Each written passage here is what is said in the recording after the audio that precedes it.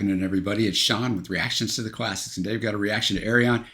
His album, Actual Fantasy. We got to do the revisited version. I'll get into that in a minute. Brought to us by a friend, longtime supporter, and patron of the channel, River. Thank you, River. Appreciate you. Appreciate all the patrons who make this thing go. If you'd like to support us in any way, check out that Patreon link below or the patron link on the end screen. We could not do it without the patrons. All right. Did the debut album last month. Go check that out. Just type Ayreon in the box above. All right, River said you'll have to go with the 04 remaster Actual Fantasy Revisited. As far as I can tell, the original version is just gone. I can't find the original version anywhere. That's fine, though, as a revisited album is really good. Far better mixing and far cleaner with a real drummer instead of a drum machine as done in the original mix. And I'll get to more story on that, but that is true. I could not find it anywhere either. Actual Fantasy, unlike Final Experiment, the previous album, or other albums later on, such as Into the Electric Castle, doesn't have an overarching story. However, its themes are ones Ayreon revisits album to album. Destroyed Earth, Losing Emotions, ancient history that has inspired fantasy stories mixed with science fiction. It's the worst selling of the Ayreon catalog, and I think the remixes do a really good job of convincing many it was worth it. As someone who owns the original album, he's got that original album, and revisited, I do love both mixes, but he's really fixed things like Abbey of Sin and Back on Planet Earth, my two favorite songs overall off this album. I found released in 1996 by Dutch multi-instrumentalist Arjen A. Lucassen, and it's the second album of his Ayreon project. It's the only Ayreon release, as River mentioned, but it's the only one that does not feature a single overarching story concept, but instead draws on science fiction and fantasy films for inspiration, as well as stories written by Ayreon himself. In 2004, Ayreon moved to a new record label, Inside Out Germany. With this move came reissues of all previous Ayreon releases, including Actual Fantasy. After remixing Star Child from his Star One album, Space Metal, in Pro Logic and Day 11 Love from the Human Equation in 5.1, Ayreon was very motivated and excited about making an entire album in 5.1. With a switch in record companies to Inside Out, there came a reprinting of all previous Ayreon albums. This proved an attractive opportunity to promote Actual Fantasy, the lowest selling and most often overlooked Ayreon recording. Originally, Actual Fantasy was recorded with a digital drum computer. Ayreon had for some time wondered what the tracks would sound like with a real drummer. As his collaborations with Gorefest drummer Ed Warby became more consistent over the years, the exciting yet intimidating idea developed. To remix the album in 5.1, certain sections had to be re-recorded as they were lost in the subsequent 8 years. This made the idea of using drums for the entire album an increasingly viable option because obviously they had to go back and re-record anyway. The original intention with the album was to make it entirely electronic, which fit the themes found in the songs well. However, after discussing it with Ed, Ayreon decided he would be remiss not to utilize Ed's abilities and re-recorded the drum section. Ayreon actually said this. He said, "After I was finished with the Human Equation, I took some time to think it over. I knew it would be a lot of work and would cost a lot of time, effort, and money. How could I know it would be worth it? But then I talked it over with Ed. I knew I just had to do this. Of course, at the time, back in 1996, it was my intention to make the album completely electronic to match the themes of the songs. But what a waste when you have someone like Ed who can really make the album come alive with his drums." In fact, Ed himself recently told me that when he heard Actual Fantasy for the first time, we hadn't met yet back then, he told people he should have drummed it instead of a computer so he knew. All right, all tracks are written by Ayreon, of course.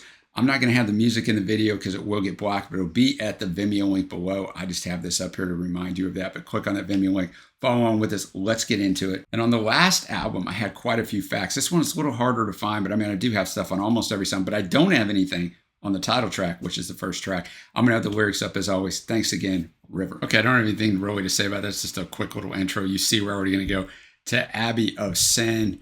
This song is using the old spelling for sin and also refers to the important role of the synthesizer on the CD. Now, this is all information I found, but I couldn't find it in more than one place. So kind of what I'm telling you, take with a grain of salt. We'll figure out when we listen to the song, but inspired by the movie Name of the Rose with Sean Connery. The song tells the story of a monastery where laughter is strictly forbidden. One by one, monks die mysteriously, each having a blackened finger and tongue. It turns out that the monks have discovered a book of comedy written by Aristotle, but the pages are poison. If you lick your finger to turn a page, it will kill you. So hopefully that's what this song is about. Let's check it out. All right, Abbey of Sin, 3 different vocalists on here. Nice instrumentation. I really have no idea what this song's about. We'll just go with whatever I read you at the start about the whole Aristotle book and stuff. I don't really know, but it was fine. Next we have The Stranger from Within, a story that Ayreon wrote himself. I've got a description of what it's about, but once again, I don't necessarily trust it. So let's just get into the story, and then I'll kind of figure that afterwards if we think that's right. All right. The Stranger from Within. Doctors are trying to find a way to help a girl who is in a coma. In this state, she begins to fantasize about some stranger. I think that's probably right. Could be dangerous or harmless or just a magician, which we kind of talk about in the first verse. Stranger tells her she can cure herself using her own imagination and then allows the doctors to shoot him as he takes the disease with him. Girl wakes up and the strangers from within has become part of her. I mean, maybe. I mean, these are very abstract things to try to figure out. I couldn't find anywhere Ayreon said what they're about. It's fine. The guitar work was good. The drumming was good. The song was just kind of all over the place, but all these songs are about 7 minutes. So, they're going to have to be drawn out. But on the first album, I liked everything. It was good. This is fine. Now we're going to go up to the most streamed song by far. It's got over 3 million. Everything else is in the 100,000 to 200,000 range. We got Computer Eyes. All right, Computer Eyes. Some definitely prophecy from Ayreon on this one of how much more we'd be embattled and enthralled in the computer world, right? And that's really what this is about. You're playing the video game, and eventually you really can't recognize fantasy from reality. Am I in this game? Am I here in this world? Because you're just in it so much that kind of blurs reality and fantasy. So I thought it was really good. First song I got lost in. The other songs, they kind of bored me, to be quite honest with you. But this song was really well done, even with the effects of the video game. So enjoyed it. And we got Beyond the Last Horizon. Supposedly he wrote this in the last days of his father's life, but let's see if we can get that out of there before I give you that assumed description of the song. Okay, Beyond the Last Horizon. About the Crusades, this guy's about to die. He's riding off into the Valley of Death. Very descriptive, very catchy. Starts off kind of slow in the build-up and the instrumentation. The most catchy song, great guitar work, great drumming. This song so far, I liked Computer Eyes as far as what it was saying. The lyricism on there was the top so far, but this was the best song. So these last two songs have really redeemed this album after the first two were very slow. Now we go to Far Side of the World. All right, Far Side of the World. Song is supposedly based on The Navigator, an obscure Australian movie. I think this is probably right, reading the lyrics. It's about a boy in a medieval English village where the plague is killing most of the inhabitants. Boy falls and it has a vision. In order to cure the village, it must dig a hole straight through the earth and on the other side place a cross on top of a silver tower. I mean, it sort of seems like that's what it's about. Song drug on for me. It had some good drumming and guitar work in there. Good synth work, but the synth work seemed to be a little bit overdone, but it's fine. All right, we got 3 songs left. We're back on planet Earth. All right, back on planet Earth. So the story is there's a kid in a space station, can't live on Earth anymore. So I think the description's right. I mean, you can get it through the lyrics. And so he's hearing the older people talk about what it was like living on Earth, but they had to leave the Earth because of various issues that plague us right now. And the kid would rather go back to planet Earth than live in that space station, even if it meant his death, I think. So, well done. It drug in some places. The guitar work and the drumming is very good on this. So I'm glad he did go back and put live drums on there. We got 2 songs left. We got Forevermore. I'm going to go ahead and read you the description. We'll see if we think it's right. Based on the movie, The Never-Ending Story, which I never saw, even though it was big when I was a kid. Boy steals a book from a store. The boy arrives too late for class, sneaks into the attic, and crawls under a blanket to read the book.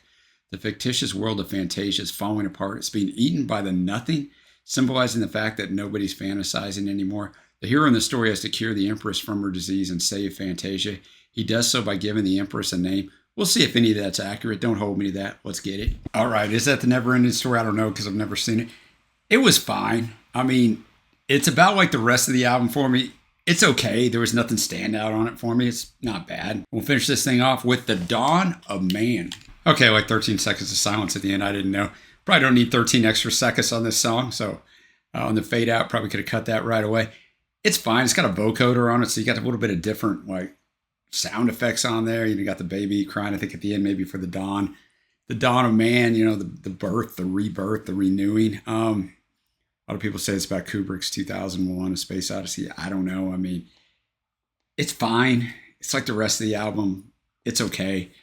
That's going to take me to my favorite tracks. There are 2 standout tracks on here. Computer Eyes, which had the best lyrics and like prophetic stuff of what actually playing video games and living in a virtual world will do to us. Remember, this was 1996 when it originally came out. This album, the revisited version, came out in 2004, but he did this in 96. So a lot of prophecy there from Ayreon. And then Beyond the Last Horizon is by far just the best song if you're just putting on a song to listen to it.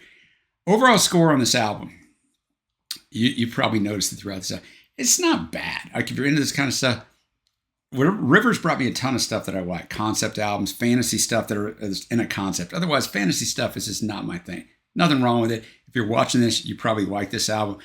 I think this album is very, very, very mid. It's okay. I would never listen to it again. The two songs I mentioned you could pull those out though and listen to them. It's not bad. It just seems like he was kind of untethered and just kind of did whatever he wanted to do with experimentation, and most of it just didn't work. You got 3 different vocalists. It's even hard to tell the differences in them, but I think that's a good thing. They're on the same song a lot of times, so that's fine. There's nothing horrible about this. It's not like, somebody just threw this out. It just doesn't work. I think when you put it on an album like this and it's not based on a concept that you can see the overlying theme throughout, a bunch of 7.5-minute songs, it's tough to work. It just didn't work for me. But because of the nice production on here and things, and I mean, the drumming was good on there. The guitar work was nice. I'm going to give it a 5.0, which is an average album. We always think a 5, it's such a low score. Well, a 10's the highest and a 1's the worst. It's an average. It's average. It's fine. Just for the musicianship on here, and the experimentation, I'll give him that. But it's, it's widely viewed as the worst album. I like the Final Experiment, the last album, a lot. The next album is supposed to be really good, according to River. So we'll have that one up next. I'm glad we did it because I like to do, let's see where we grow from. So I always say this too. You got to remember, the first album an artist ever does, usually they're working on that album, whether it's literally or just in their mind and through their work for a long time, coming up with that first album, right? That's a culmination of a career path, that you're finally getting to.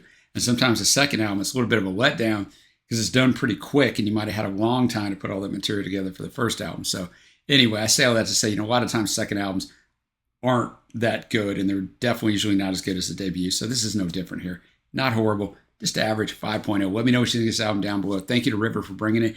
Look for the Final Experiment. Just type Ayreon up there. And if you're watching this way later on than when I release it, you're going to have a bunch of Ayreon albums up. All right, until next time, guys, I will see you.